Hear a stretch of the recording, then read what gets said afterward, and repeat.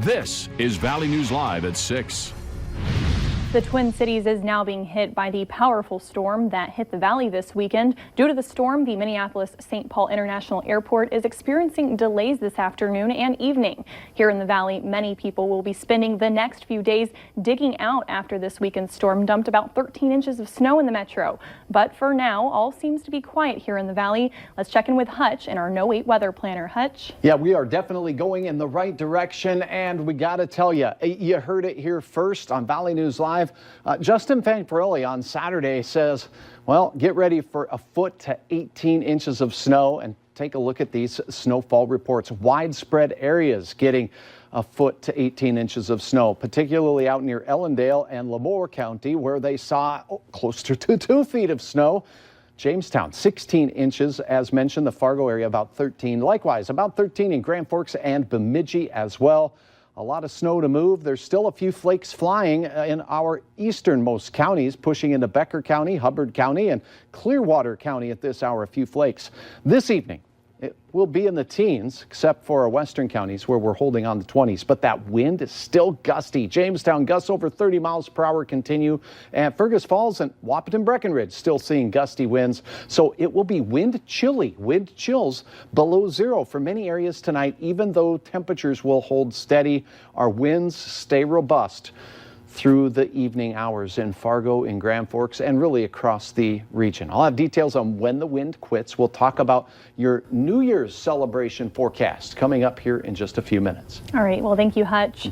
A lot of you have been asking about 19th Avenue North in Fargo, so we made a call to Public Works to see what they think about when it will be back open. They said they aren't sure, but it probably won't be anytime soon, adding that they are still busy clearing off residential streets. The city is asking for you to be patient as crews continue to work on snow removal. The process of snow removal in South Fargo is proving to be a challenge due to the amount of snow that was blown into the area. As the city of Jamestown continues to work on snow removal, police are asking for you to stay home and only travel if absolutely necessary. Crews will be working on residential areas until about 11 p.m. tonight.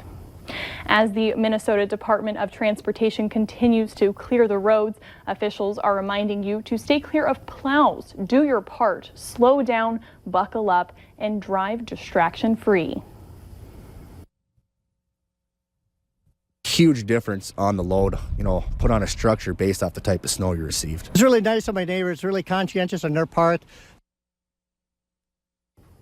The heavy, wet snow is adding pressure on roofs and decks, and winter isn't even close to over. One South Fargo home had its balcony barely hanging on after it collapsed. Valley News Team's Joshua Pagaro stopped by the home and spoke with a roof expert about what you should do before another heavy snowstorm hits. Samson McCoy's South Fargo block were busy digging out. We clean out the mailbox over here, but my other neighbor behind you, he was having a tough time with his snowmobile, so we went down and blew the snow. I was working for quite a while with a shovel, and I have a very small snowblower, so that made my day.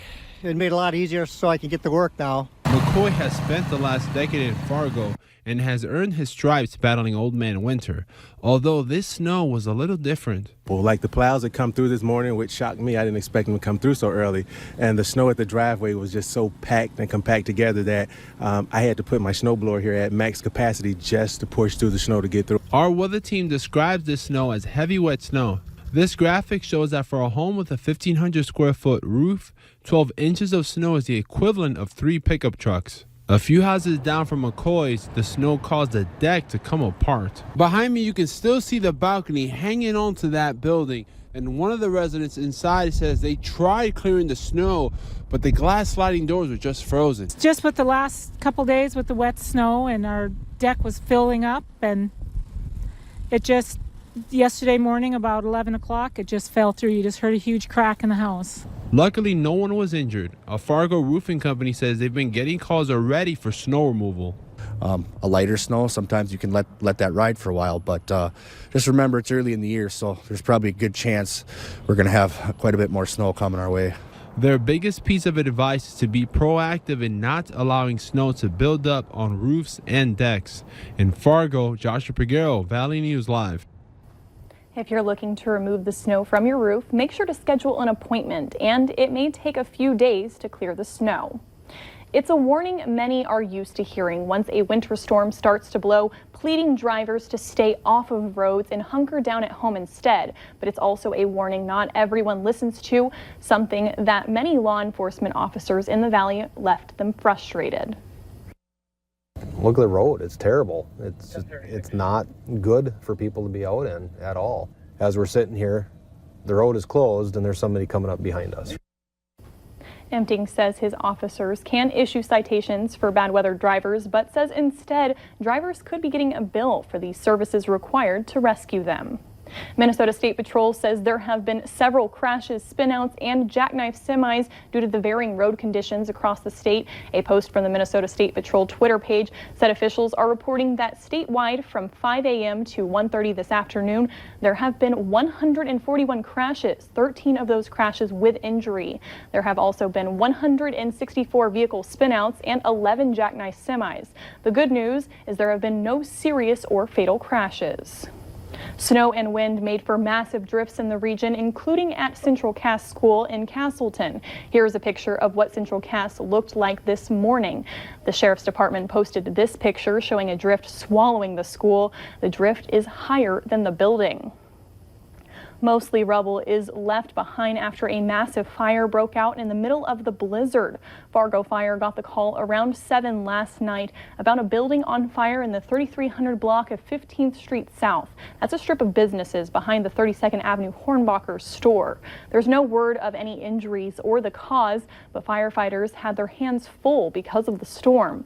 This is a video of the scene. That firefight sent a lot of water into the street, and fire crews say to watch out for ice.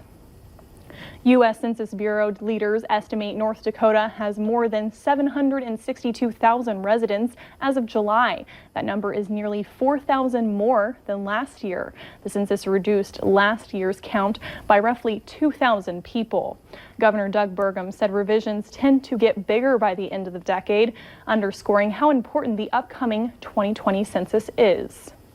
Later on Valley News Live at 6, how the Highway Patrol and Department of Transportation work together to decide if the interstates should stay open.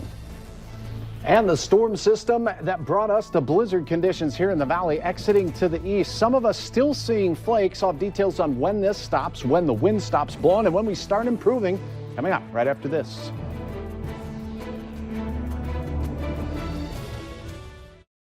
You're watching Valley News Live on TV, online, and on the go. Always on, wherever you are, whenever you need to know. Valley News.